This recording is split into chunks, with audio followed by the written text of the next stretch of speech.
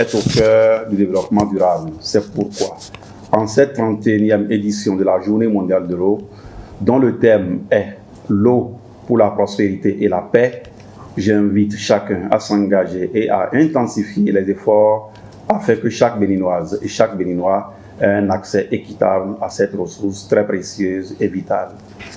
Face à l'aggravation des effets du changement climatique, il est urgent de s'unir pour protéger et conserver cette ressource vitale. Aujourd'hui, je suis venu pour partager avec lui ce que j'ai commencé à faire dans ce pays. Donc, en tant que représentant de la CEDEAO, les activités qu'on a menées, tout ce qu'on a essayé de faire dans le contexte de ce qu'on appelle donc la CEDEAO des peuples. Nous lui avons rendu compte un peu d'un certain nombre d'activités que nous avons menées à travers bien sûr des actions assez, je dirais, symboliques, mais qui montrent un peu qu'au-delà des aspects institutionnels, de nos relations institutionnelles avec les différents démembrements et les pouvoirs publics donc, du Bénin, nous sommes aussi ici pour travailler avec les populations du pays et leurs représentants à travers la société civile. Nous avons aussi échangé sur l'état du pays, notamment en termes sur le plan économique, sur le plan politique. Il m'a exprimé son souci pour la transition qui commence à durer par rapport au Parlement et à ses pouvoirs. C'est le Parlement de la CEDEAO. Vous savez, il y a une transition qui est là et qui dure un peu trop longtemps. Il s'agira d'élire les parlementaires de la communauté par le suffrage universel. Il m'a donné un peu sa compréhension des choses et quelques idées sur comment nous pourrions arriver à une meilleure articulation des pouvoirs législatifs et exécutifs, donc dans le cadre de l'intégration régionale.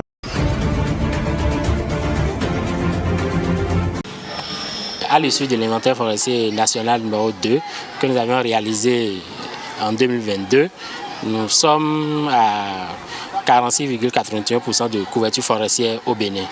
La grosse menace, c'est l'agriculture incontrôlée et l'occupation anarchique des forêts par les terres agricoles. Chez nous, par exemple, on a la carbonisation qu'on a recensée comme un des gros moteurs de dégradation.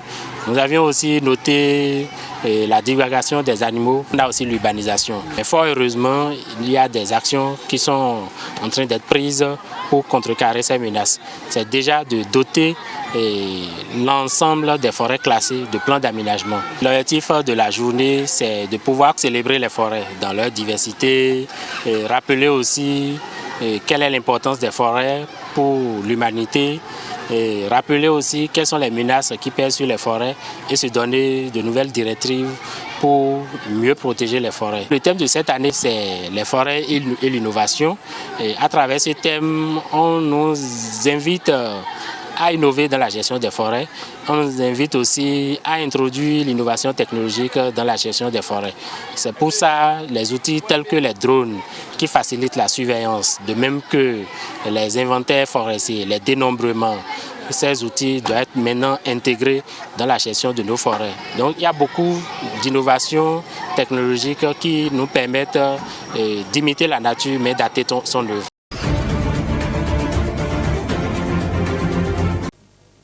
Nous avons proposé, je vous assure, si vous avez dit que les propositions des démocrates ont été acceptées, en dehors de la caution qu'on a proposée,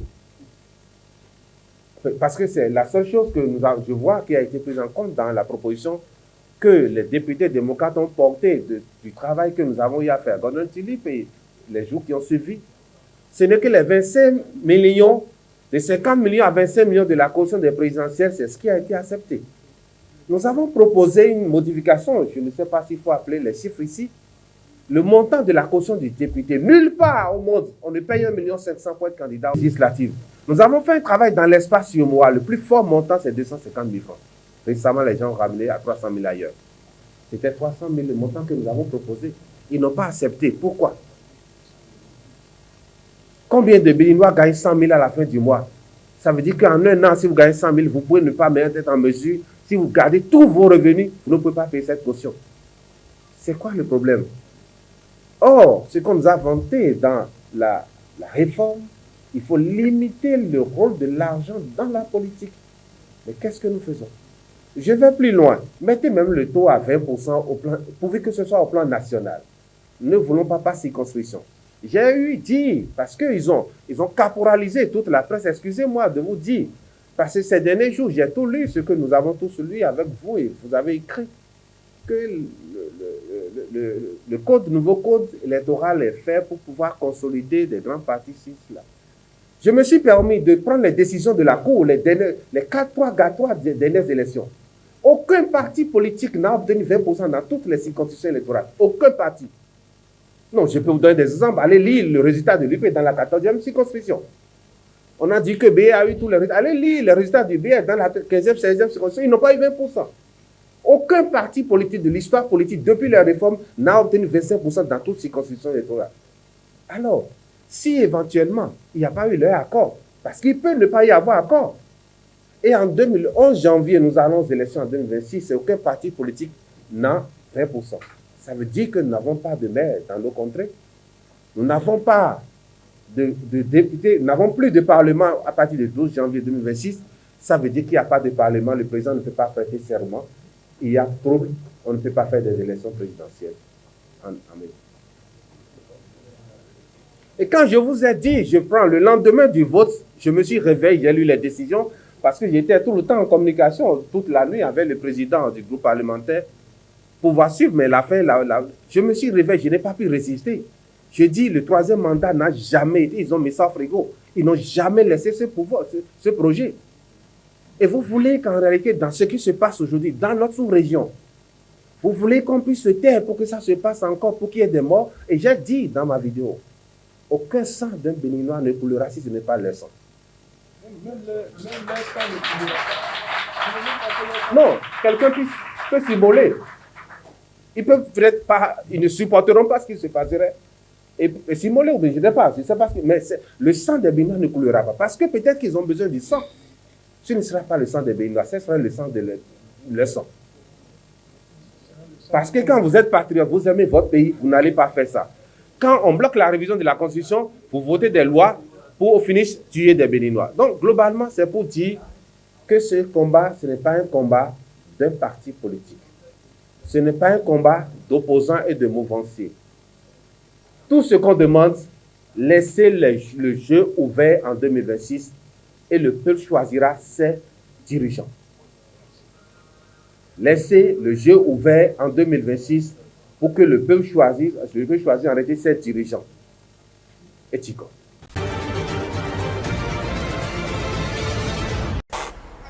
Les équipes de campagne d'Anta Babacar Ngom sont à l'œuvre. La femme d'affaires doit descendre dans le quartier de Pikine, dans la banlieue de Dakar, l'un des plus pauvres de la ville où elle est née. Elle fait partie des 18 candidats qui briguent la succession de Macky Sall dimanche. Seule femme en lice pour ce scrutin, elle se veut la voix des jeunes et des femmes. Les femmes au pouvoir n'oublieront pas d'aider ces femmes. Et vous savez, une fois que vous aurez résolu les problèmes des jeunes, comme l'accès à l'emploi, nous avons toujours dit que 50% des problèmes des femmes seront résolus. Alors que ces couches de la population sont en proie au chômage, la quadragénaire promet des millions d'emplois et une banque afin de soutenir leur indépendance économique. Pendant mon premier mandat, les 5 premières années, je vais créer 5 millions d'emplois pour tous les jeunes, je dirais, mais 2 millions d'entre eux seront dédiés aux femmes. Cette patronne de la plus grande entreprise avicole du Sénégal veut surfer sur ses actions passées en faveur des femmes pour les rallier à sa cause. En tant que capitaine d'industrie, j'ai aidé beaucoup de femmes en les finançant, en les formant, en leur montrant plus d'opportunités. Et ces femmes sont maintenant celles qui parlent pour moi. Elles disent « Anta Babacar m'a aidé dans le passé, alors si elle devient présidente, elle aidera encore plus de femmes. » Sa présence sur le départ de la course de dimanche entend briser les codes au Sénégal, où le fauteuil présidentiel reste l'apanage des hommes. Depuis 1963, il n'y a que les hommes qui gouvernent, de Senghor à Macky. Maintenant, le temps de la relève est définitivement arrivé. Maintenant, c'est les femmes qui vont diriger ce beau pays, le Sénégal. Au Sénégal, les femmes représentent la moitié de la population, mais elles vivent dans des conditions précaires et la plupart d'entre elles ne vont pas à l'école.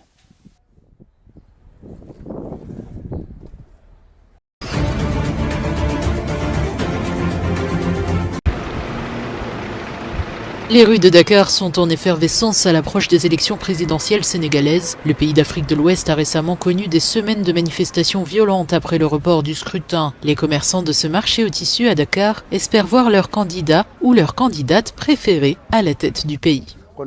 Nous avons confiance en Diomaye. Il va nous aider pour que les jeunes arrêtent de prendre la mer pour aller vivre à l'étranger. Ce qu'ils cherchent là-bas, nous l'avons ici. Le Sénégal est riche, mais il nous manque un bon dirigeant. Si un homme peut être élu, une femme peut l'être aussi. Les hommes mettent leurs pantalons, nous mettons nos jupes. Nous, les femmes, devons nous organiser. Nous pouvons réunir toutes les femmes. Tout ce que les hommes entreprennent, les femmes peuvent l'entreprendre aussi. Anta a les épaules pour ce poste.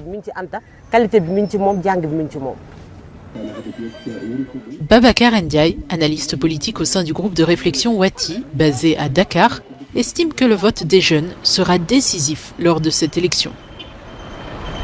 Le Sénégal est un pays qui est composé majoritairement de jeunes. 75% de la population a moins de 35 ans. Donc la question de l'économie, la question de l'emploi, la question de création d'industrie, ce sont des questions aussi qui ont été abordées dans le cadre de cette élection présidentielle. L'élection présidentielle au Sénégal aura lieu le dimanche 24 mars 2024. Ce sera la 12e depuis l'indépendance du pays en 1960. Environ 7,3 millions d'électeurs sont inscrits sur les 18 millions d'habitants.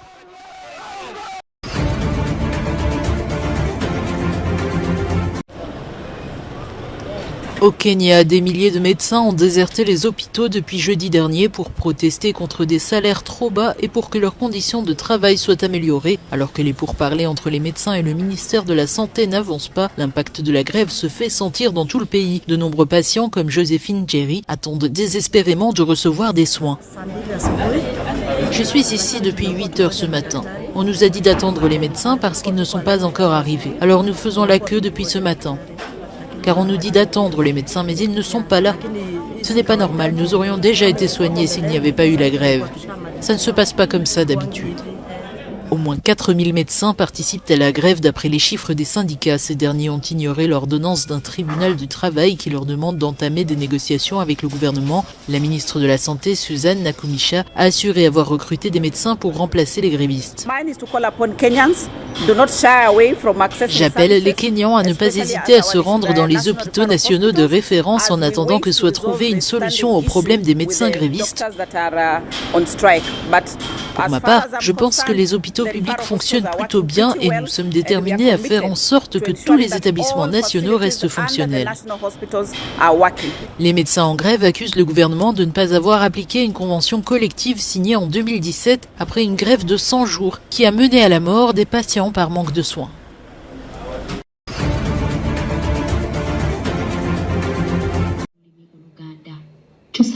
Contrairement aux principales langues du monde, le Luganda, parlé par plus de 20 millions de personnes, est une nouvelle langue pour l'intelligence artificielle. Grâce à l'apprentissage automatique, le système Luganda Neural Text-to-Speech est conçu pour convertir le texte en langue Luganda en audio ou en parole pour les malvoyants. James Mugalu préfère écouter la parole en Luganda, qui est perçue comme la langue nationale en Ouganda. Je suis dans ma langue maternelle et cette application m'aide à écouter ma Bible en version Luganda avec l'accent Luganda, contrairement aux autres accents qui ne proposent pas le texte et ne rendent pas les mots en Luganda correctement. Ronald Kizito du College of Engineering, Design, Art and Technology de l'Université de Makerere est le principal développeur du logiciel destiné à promouvoir la santé et l'accessibilité. C'est après avoir étudié la structure et les constructions de la langue Luganda qu'il a proposé de développer ce logiciel. Le système a été construit et formé à l'aide de textes et des fichiers audio en Luganda d'origine locale. Vous pouvez exécuter l'application sur un ordinateur portable qui n'est pas connecté à Internet et c'est une version plus simple. Et puis la version plus compliquée qui utilise le deep learning. Et dans ce cas, vous avez besoin d'une unité de traitement graphique. Elle fonctionne à partir d'un serveur, ce qui signifie que vous avez besoin d'un accès à Internet. Les technologies de synthèse vocale ont été principalement utilisées en anglais, en français et en chinois. Le gouvernement a injecté des millions de dollars dans le projet au titre du Fonds pour la recherche et l'innovation de la plus ancienne université du pays. Avec ce système, vous n'avez qu'à vous asseoir, vous détendre et écouter le son qui part du texte. Le logiciel du Luganda est un projet pluriannuel. Bien que cette innovation soit limitée à ceux qui comprennent la langue, sa percée est présentée comme l'alternative et un modèle pour d'autres langues couramment parlées en Afrique.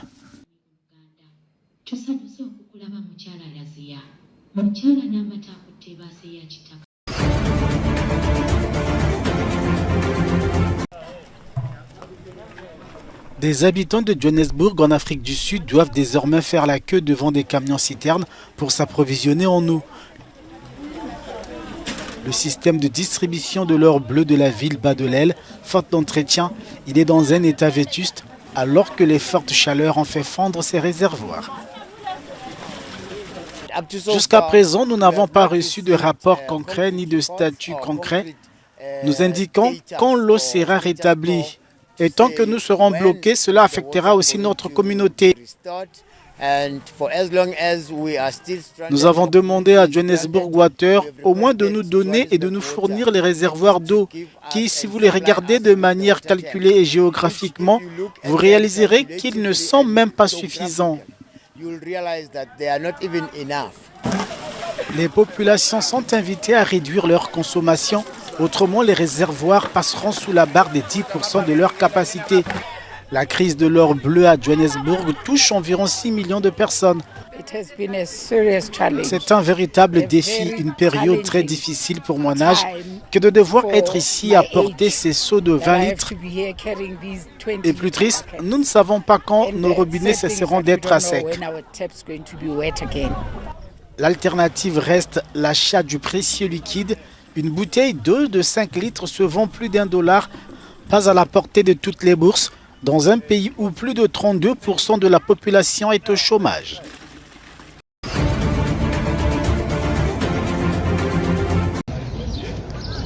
La violence des gangs en Haïti continue de s'intensifier avec des attaques dans 2 quartiers chics de la capitale, Port-au-Prince, faisant au moins une douzaine de morts, ce qui a forcé le gouvernement haïtien à prolonger le couvre-feu nocturne. Sur place, Wilner Bossou, journaliste de China Global Television Network, décrit un climat de tension. And during this emergency of state, multiple schools. Avec la mise en place de l'état d'urgence, de nombreuses écoles ont fermé leurs portes. Elles ne sont plus opérationnelles parce que le peuple haïtien est terrorisé. Les parents ont peur d'envoyer leurs enfants à l'école ou de les laisser dans la rue parce qu'ils craignent qu'il ne leur arrive quelque chose. Les chefs d'établissement ont peur d'ouvrir leurs portes parce qu'ils ne veulent pas que les gangs attaquent les écoles et y mettent le feu.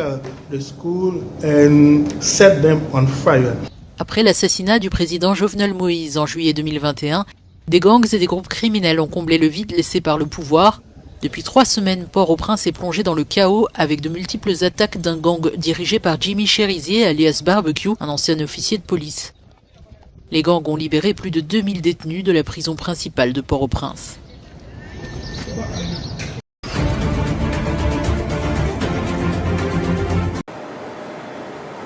Le président égyptien Abdel Fattah al-Sisi a reçu au Caire le secrétaire d'État américain Anthony Blinken. Il s'agit de son 6e voyage au Moyen-Orient depuis le début de la guerre entre Israël et le Hamas. Le président al-Sisi a insisté sur la nécessité urgente d'un cessez-le-feu, déplorant la crise humanitaire et la famine qui menacent la vie des civils à Gaza, en particulier dans la ville de Rafah, où près d'1,5 million de réfugiés palestiniens cherchent refuge.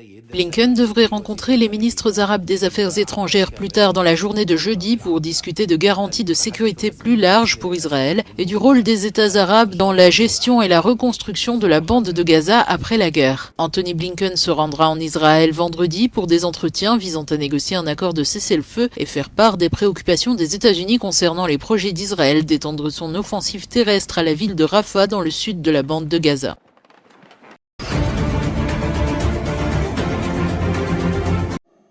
L'Algérie organisera une élection présidentielle anticipée le 7 septembre. Ce nouveau calendrier donnera au président sortant Abdelmadjid Tebboune 5 mois pour faire campagne à sa réélection, même s'il n'a toutefois pas officiellement annoncé qu'il briguerait un second mandat à la tête du pays.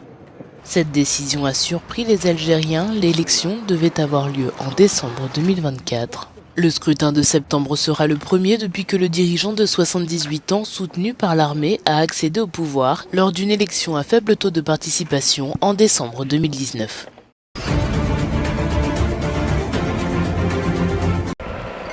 La décharge de Dandora est le principal endroit où les déchets collectés sont jetés à Nairobi, la capitale du Kenya. Chaque jour, des dizaines de personnes se rendent ici pour traiter ces 2000 tonnes d'ordures. Elles cherchent des matériaux recyclables à vendre pour subvenir à leurs besoins. Mais l'activité n'est pas sans conséquences pour leur santé. Lorsque les déchets électroniques arrivent ici, ils contiennent de la poudre qui affecte ma santé. En effet, lorsqu'ils sont brûlés, ils libèrent des gaz qui, une fois dans le corps, m'empêchent de travailler en raison des problèmes au niveau de la poitrine. Mais nous n'avons pas vraiment de choix. Certaines personnes sont en très mauvaise santé comme moi, mais nous sommes habitués à la fumée, car si vous n'allez pas travailler, vous ne mangerez pas.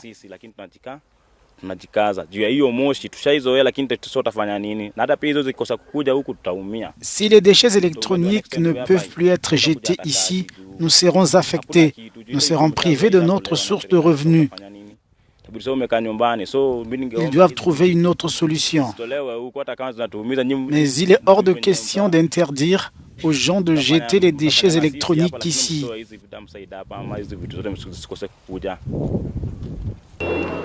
Ce centre s'est lancé dans la gestion des déchets électroniques dans le pays. Il a déjà traité environ 10 000 tonnes.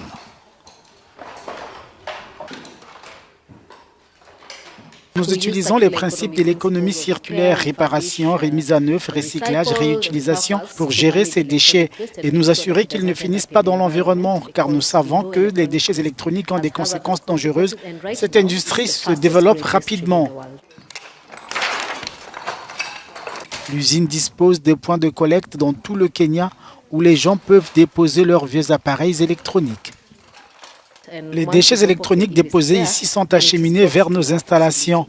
Nous faisons l'inventaire des articles et s'il y a ceux qui contiennent des données, nous les effaçons pour nous assurer qu'elles sont en sécurité. Puis nous venons les vérifier et les tester pour voir s'ils peuvent être réutilisés ou reconvertis. Si ce n'est pas le cas, il est désassemblé. Les plastiques, les métaux, les vis sont conservés dans un endroit et les cartes dans un autre. Selon un rapport des Nations Unies, 62 millions de tonnes de déchets électroniques ont été produites dans le monde en 2022.